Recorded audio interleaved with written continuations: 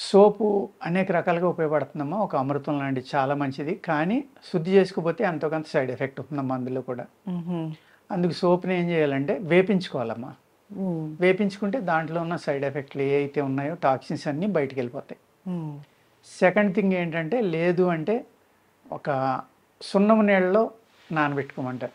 ఒక హ్మ్. 3 గంటలు నానబెట్టి తీసమ్మా హ్మ్. ఎండబెట్టేసుకుంటే శుద్ధయిపోతుంది. హ్మ్. అదేవిధంగా సోపు పైన ఏదైతే తొక్క లాంటిది ఉంటుందో అది కొంచెం అరగటానికి లేట్ అవుతుందమ్మా. హ్మ్. మంచి ఫైబర్ అది. మెత్తగా కొట్టుకోగలిగితే కానీ నలగదది గమ్ముని. హ్మ్. అందుకు ఏం చేయాలంటే వేపించిన తర్వాత మీరు మిక్సీలో వేసి ఒక్క రౌండ్ తిప్పి తీసేసి చెరిగేస్తే హ్మ్.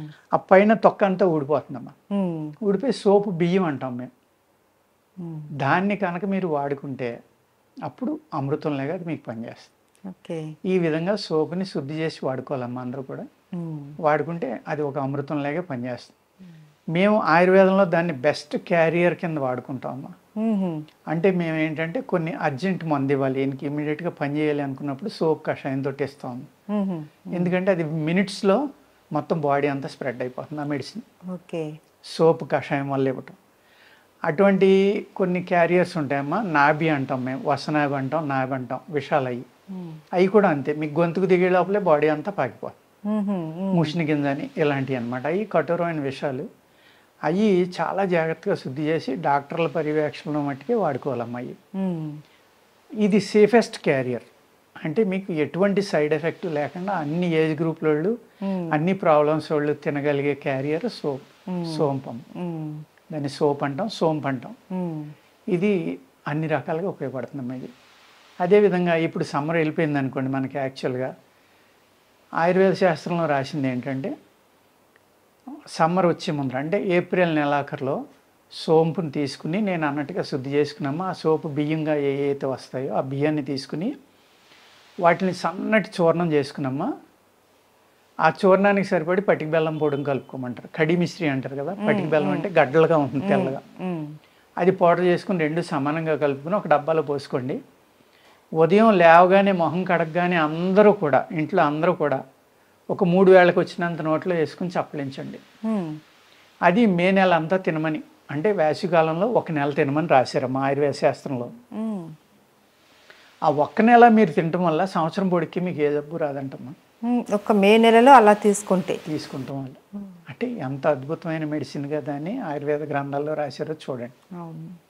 అదేవిధంగా మనం ఈ పిచ్చి కుక్క, పిచ్చి నక్కలు ఈ కరవడం వల్ల ఏమవుతుందంటే పొట్ట నిండా ఇంజక్షన్లు చేయించుకోవటం, బొడ్డు చుట్టూరు చాలా భయపడటం.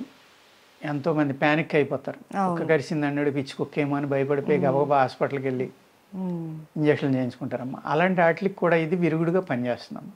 హ్మ్.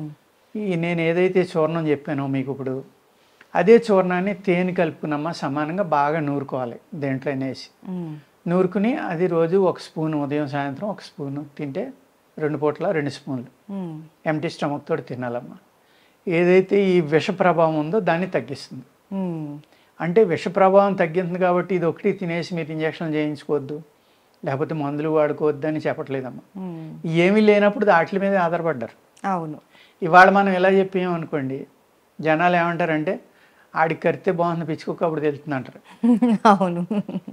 అంటే ఈ విధంగా ఆలోచిస్తారు అవును. జనం. అవును సార్. అందుకేంటంటేనమ్మా ఒకప్పుడు ఈ అల్లోపతి మందులు లేనప్పుడు ఇయే మందులమ్మ. హ్మ్. హ్మ్. ఉమ్మెత్త వాడేవారు దాని మీద. హ్మ్. ఈ సోంపుని వాడేవారు.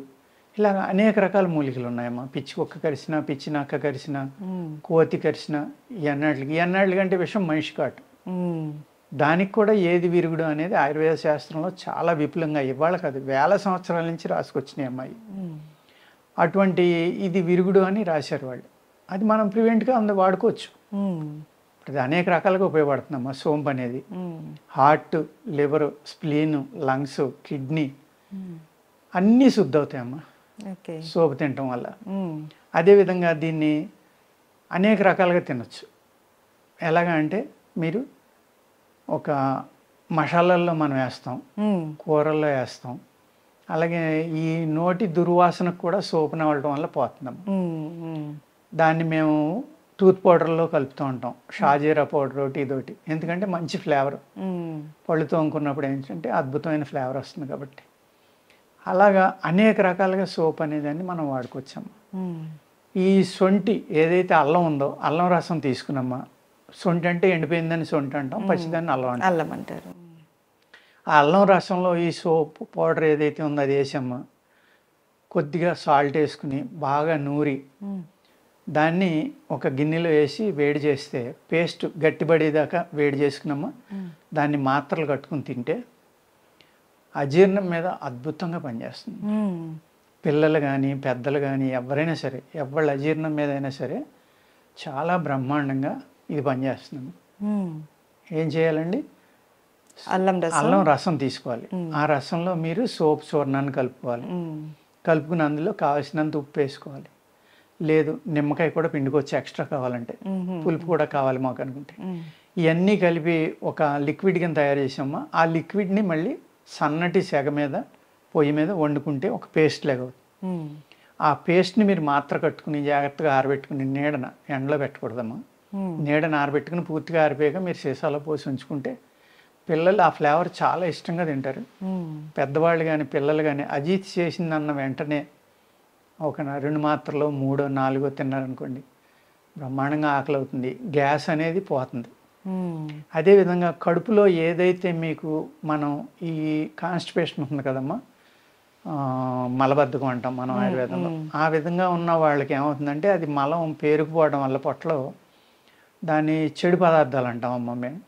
ఆ చెడు పదార్థం ఏదైతే పేగులను పట్టుకుని ఉండిపోయిందో ఆ చెడు పదార్థాన్ని అంతా ముక్కల కింద విడదీసి మీకు మంచి మోషన్ అయ్యేలాగా, అంటే మోషన్ మందు వేసుకున్నప్పుడు ఇది కూడా తింటే ఆ ఏదైతే పేరుకుపోయిందో దాన్ని అంతా విడదీసి బయటికి పంపించేసమ్మా ఈ చెడు వాసన అనేది కూడా తీసేస్తుందమ్మా. ఇన్ని రకాలైన ఉపయోగాలు సోంపులో ఉన్నాయమ్మా. మనం ఏమనుకుంటామంటే సోంపు అనేటివాడికి ఏదో హోటల్కి వెళ్తున్నాం తింటున్నాం, లేకపోతే మసాలాలు వేస్తున్నాం, లేకపోతే నోట్లో 4 పరకలు వేసుకుని నవ్వులుతున్నాం, ఈ విధంగా ఆలోచిస్తాం. కానీ ఆ సోంపు మొక్క యొక్క వేరు కూడా చాలా అద్భుతంగా పనిచేస్తున్నాం. వేరు ఎలా వాడుకోవాలి? ఆ వేరునే తేనెలో గంధం తీసి ఏదైతే సోపు మీకు గంధం తేనెలో కలుపుకుని తింటే మీకు ఈ పిచ్చికొక్క విషయం ఇలాంటి విషయాల మీద విరుగుడుగా పనిచేస్తున్నాను. అదేవిధంగా సోంపు మొక్క యొక్క వేరుని మీరు గంధం తీసుకుని తేనెలో గంధం అవ్వట్లేదంటే కొంచెం నీళ్ళు వేసుకుని తీసుకోవచ్చమ్మా. తేనెలో నీళ్లు కలిపితే కొంచెం పలచబడుతుంది కదా, అప్పుడు గంధం తీసుకుని ఆ గంధాన్ని కనుక నాకితే ఉదయం సాయంత్రం ఈ ఏదైతే విషక్రిములు కానీ విషపురుగులు కానీ ఇలాంటి కుక్కలు కానీ ఇలాంటి కసిన విష ప్రభావం ఏదైతే ఉందో చాలా వరకు సబ్సైడ్ అయిపోతుందమ్మా. ఆ విధంగా వాడుకోవచ్చు. అదేవిధంగా సోంపు చెట్టు పెరుగుతూ ఉండగా వచ్చిన ఈ లేత గుత్తులు ఉంటాయి కదమ్మా, ఆ ఫ్లవరింగ్ వచ్చినప్పుడు అవి కానీ దాని లీఫ్ కానీ మీరు పప్పు వండుకోవచ్చు. సోపు తినడం వల్ల ఏ ఉపయోగాలు ఉన్నాయో ఇవన్నీ కూడా దాంట్లో ఉపయోగపడతాయమ్మా.